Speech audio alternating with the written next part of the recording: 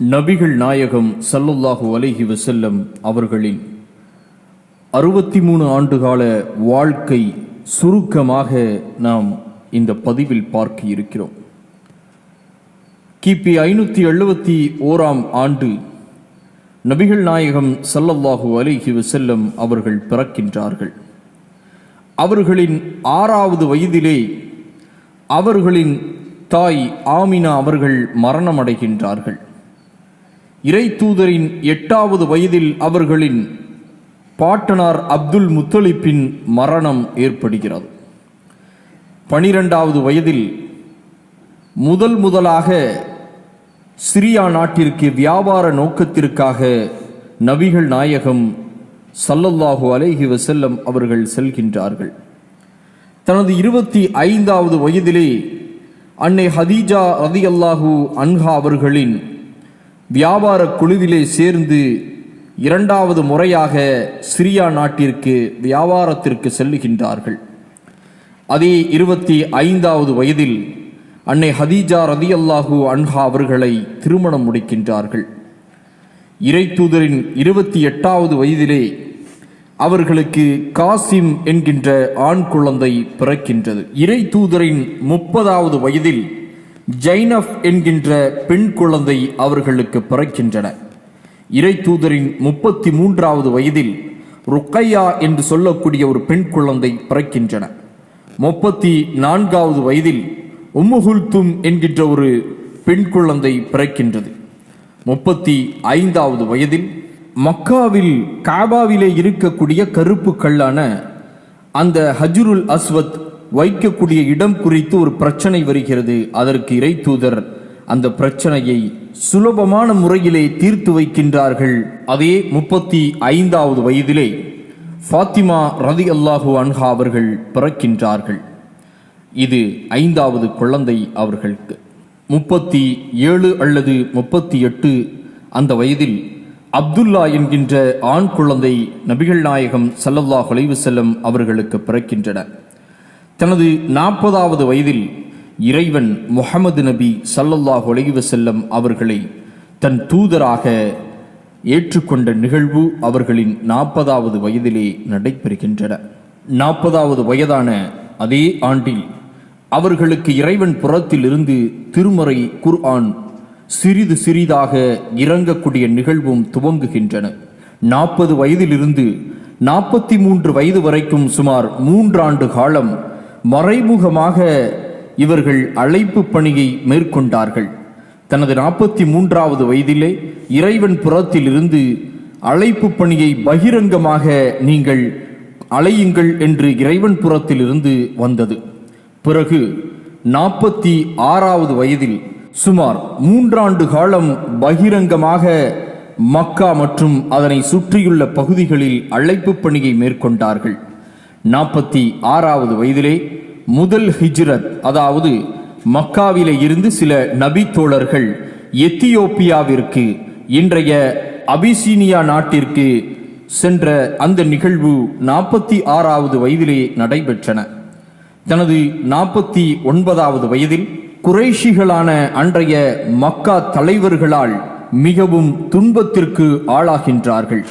அதே ஆண்டு தன் அன்பு மனைவி ஹதீஜா ரலியல்லாஹு அன்ஹா அவர்களின் இறப்பு. அதே 49வது வயதில் இவர்களை வளர்த்தெடுத்த சிறிய தந்தை அபுதாலிப்பின் மரணம்.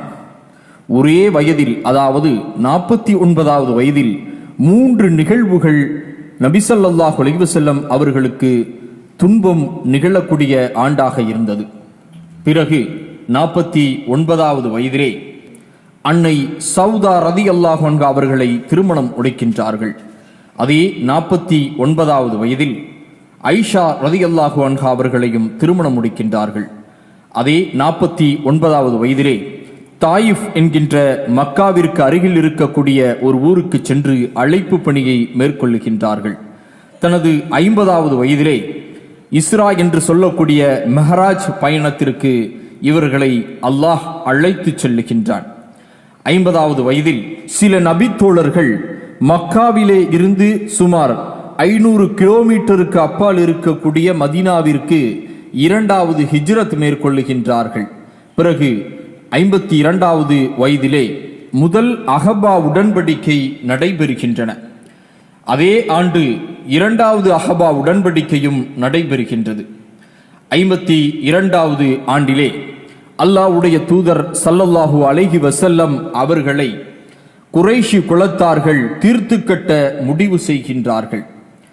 53வது வயதில் மக்காவில் இருந்து மதீனாவிற்கு முஹம்மது நபி ஸல்லல்லாஹு அலைஹி வஸல்லம் அவர்களும் அவர்களின் தோழர் அபூபக்கர் இருவரும் ஹிஜ்ரத் மேற்கொள்ளுகின்றார்கள். அதாவது மக்காவிலே இருந்து மதீனாவிற்கு குடிபெயர்கின்றார்கள்.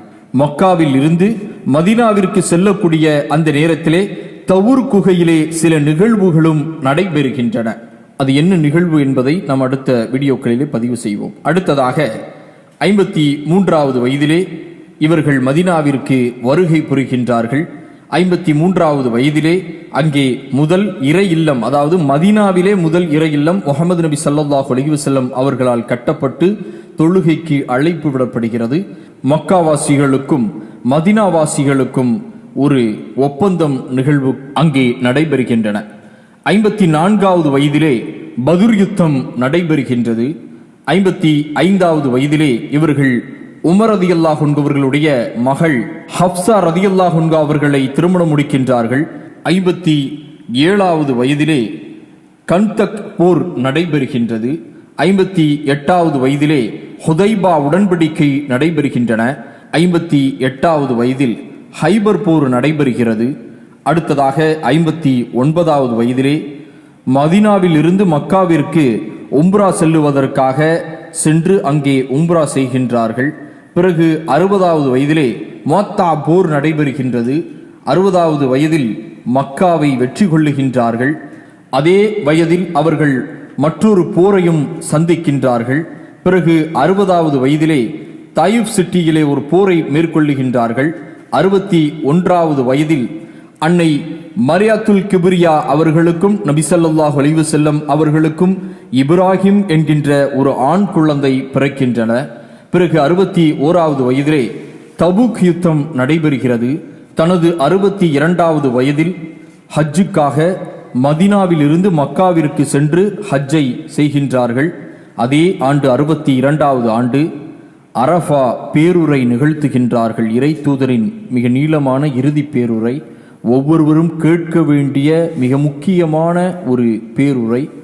தனது 63வது வயதிலே அல்லாஹ்வுடைய தூதர் ஸல்லல்லாஹு அலைஹி வஸல்லம் அவர்கள் அல்லாஹ்வின் அழைப்பை ஏற்றுக்கொண்டார்கள்.